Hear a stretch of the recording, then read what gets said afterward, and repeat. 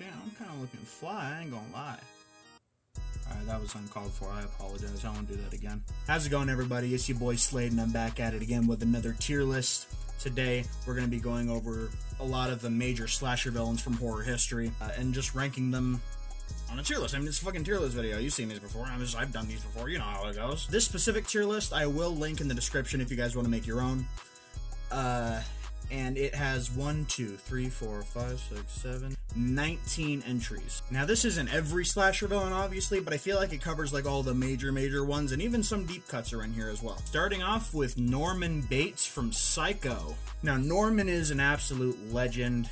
I do feel bad for him. He was abused regularly as a kid by his mother, and he had a really fucked up relationship with his mother, which kind of built into what he eventually became. I'm gonna go light on spoilers with these in case you haven't seen any of these movies, so I won't go into detail on what the twist in Psycho is. He's a nutcase, but like, he's sympathetic, and I believe in the sequel he kind of rehabilitates himself before diving back into the madness. Norman Bates, though, I'm going to give him an S. He was the one that started it all, basically, and I mean, he's just such a fascinating character to me. Next up, we got Leatherface, also another sympathetic character, also based on Ed Gein, like Norman Bates was. I already talked in my top 5 horror movies review about why Leatherface is so fascinating to me, because he is such a tragic character. He only kills when he's absolutely terrified or when his family is forcing him to. He's a victim of abuse. He has a lot of mental issues that have gone unchecked. He needs a lot of help. He has killed a lot of people, but none of it is entirely his fault given the circumstance. But he is one of the more fascinating slasher villains to me.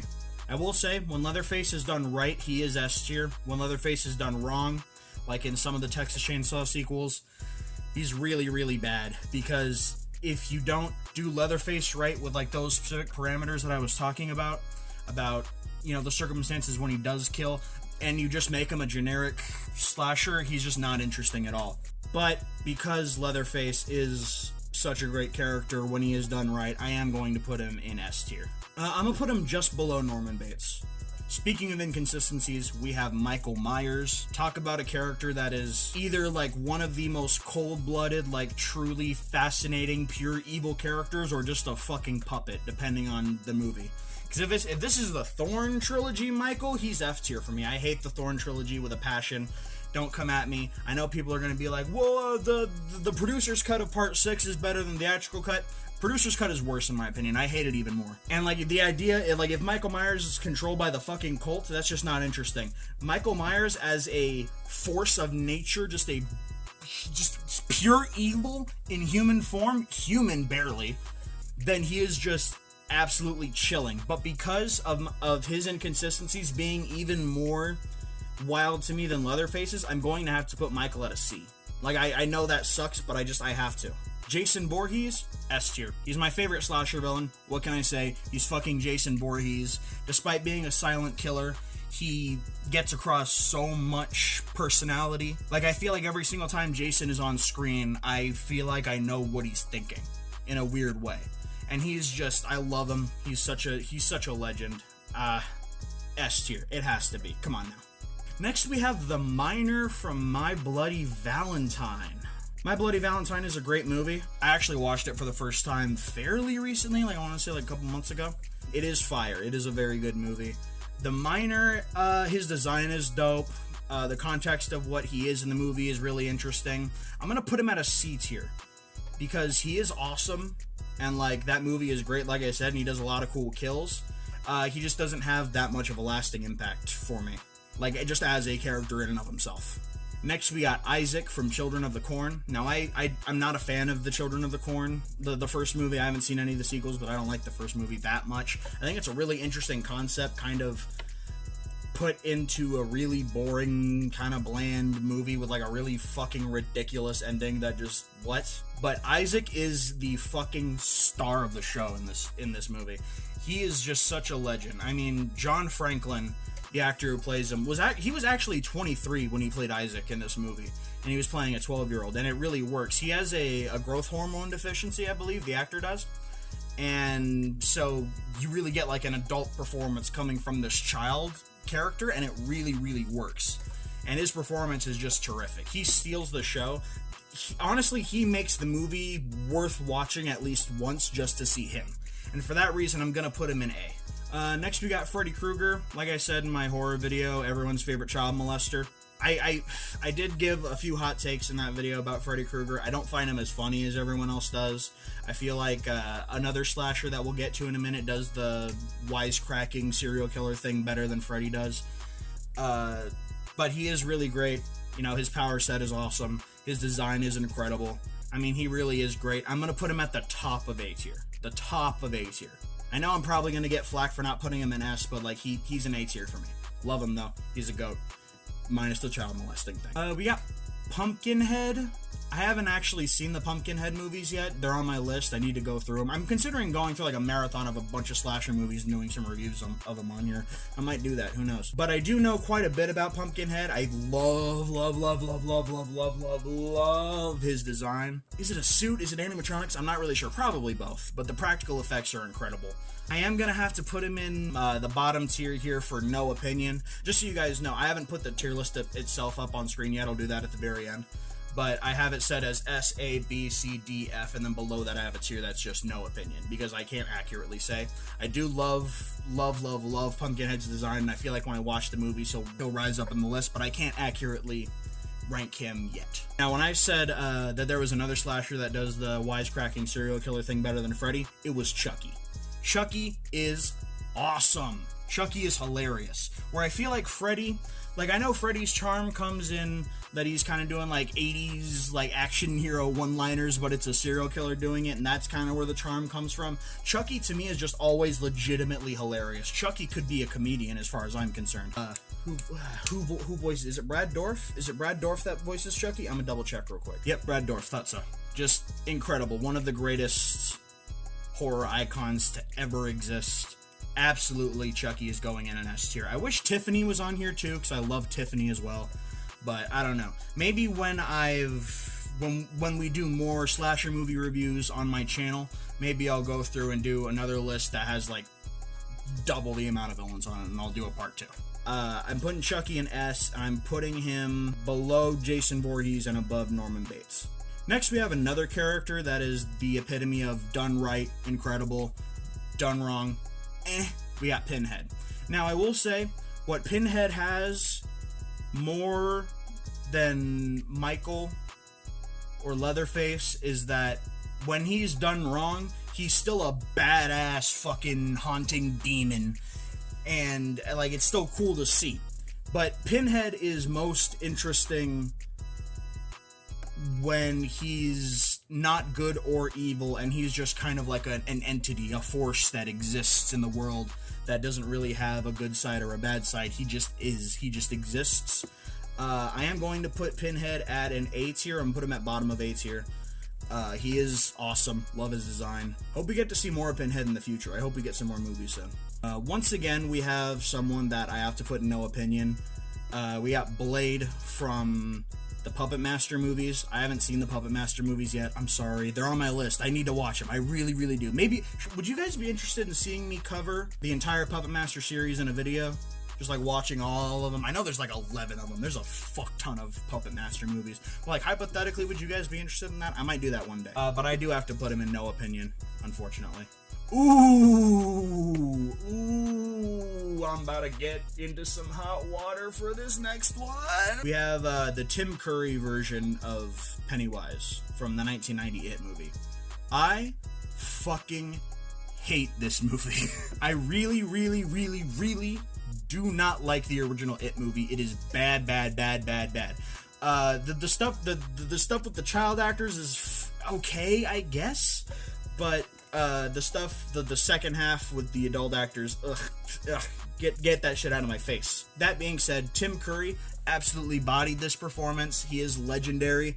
I am going to have to put him at a B, I think, because he does kind of carry the movie. Like, all of his scenes are awesome for the most part, but I don't like this movie. But I mean, we'll get to the other version of Pennywise later towards the end of the video, but this version of Pennywise is awesome, just unfortunately stuck in a bad movie, in my opinion. Next, we got Candyman. Before I'd even seen the Candyman movies, I had heard the name, because in elementary school, it was like a Bloody Mary thing where people would always talk about, like, don't say his name 5 times in the mirror or else you get fucking slaughtered and fucking fucked to death by bees or whatever. He also has a very tragic origin. His horrible, horrible backstory, just, it's so brutal. Go watch the movie, seriously. I am going to put Candyman in B tier. I'll put him above Pennywise. Tony Todd, one of the greatest actors to ever do it. You guys might also know him as the voice of Venom in the new Insomniac Spider-Man, so that's pretty dope. But yeah, absolute legend. Love Candyman. Fuck, have I said it 5 times? I'm gonna fucking die in a few minutes, aren't I? Leprechaun! Oh, I love this guy. Warwick Davis in these movies is just having the time of his fucking life. I've only seen the first movie and one of the In the Hood movies, but I've seen like all the kill counts on him and stuff. I know Leprechaun front to back in a lot of ways. That's another series though. Maybe I should make a video just covering all of them. I am, you know what? Controversial take. Massive controversial take. I'm putting him at the top of A tier, baby. I'm putting him in front of Freddy. Yeah, I'm doing that. I cannot wait to get screamed at in the comment section. Next up, we got Ghostface. So the complicated thing with ranking Ghostface is that it's a different killer each movie. If we're just talking about the first movie, and again, I'm not going to talk about who the killers are in these movies. Like, light spoilers, not doing that if you haven't seen the movie. But if it's Ghostface from the first movie, he would, like, be right under Jason in S tier. But just as a whole, I'm putting him at the bottom of S tier. Because just the concept of Ghostface is fucking awesome. I love the whole legacy idea of Ghostface. Scream is one of my favorite horror franchises. I haven't seen Scream 6 yet. I know I have to. Don't worry, it's on my list. I'm going to see it very soon. Maybe I'll do a review of it. Yeah, bottom of S tier for Ghostface. I mean, hey, at least we have someone we can put in F tier for this next one. We got Jack Frost from the Jack Frost movies. These movies, they're basically like a Child Play knockoff. It's the same concept as like a serial killer dies and then his soul takes over someone. Instead of a doll, this time it's a snowman. And this guy, in the first movie, just straight up a woman in the bathtub. Yeah, that happens in the movie. I don't care that I'm spoiling that for you. You shouldn't watch the movie anyway. It's bad. But yeah, that's something that happens. Snowman, a woman in the bathtub.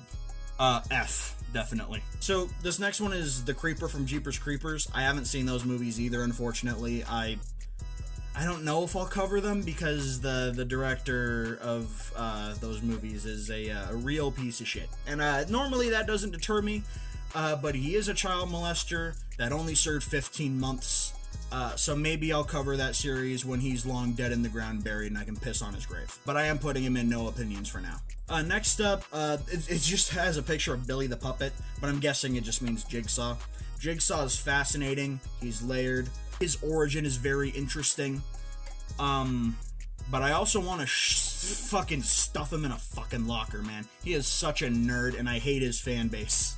I hate his fan base. I hate that there's people who think that him saying, "Oh, I've never killed anyone. It's the traps that kill people. The people do it themselves." There are people who subscribe to that. I ranted about it in my top 5 horror movies video, but I don't know.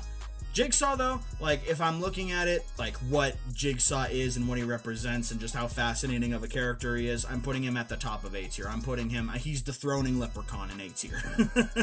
And for the last one on this list, we have Pennywise, the Bill Skarsgård version from the more recent adaptation. Now this version of it, I really, really like. I think that Tim Curry and Bill Skarsgård's performances are very, very close in quality.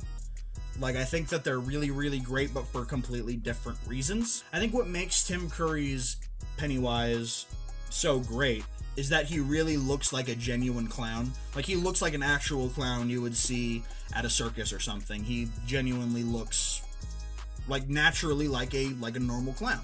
Whereas Bill Skarsgård's Pennywise design is more like kind of like a carnival fear farm kind of thing, where it's like intentionally supposed to be scary, and that works in its own way. And Bill Skarsgård's performance is extraordinarily fucking creepy. Like, holy shit, he sends shivers down my spine. He also has some hilarious moments, like that's just great. That's just top tier stuff. Damn, I'm really conflicted where to put him, because, like, I want to put him above Tim Curry Pennywise, because I think the execution of his character and the movies themselves succeeded way better than the 1990 movie, but at the same time that they're very, very close, and the actors do perfectly what they were directed to do. So I'm gonna put this Pennywise in B tier like the other one, and I'm gonna put him a notch above the original Pennywise. I don't know if that's a controversial take or not, but it's really close for me. They're both legends. But yeah, that'll do it for this tier list. It's just a super quick video. Here's the list itself on screen now. Once again, very, very, very sexy tier list. And if you guys want to make your own tier list, I put the link to this template in the description. Feel free to make your own tier list and link them in the description. I'll read them, I'll look at them, I'll reply to you. But yeah, thank you guys for watching. Thank you guys for tuning in. If you're new here, like, comment, subscribe. Helps the channel out a lot. Makes me look cool, and I greatly appreciate it. Other than that, though, like I said, thanks for tuning in. Love you. See you guys in the next video.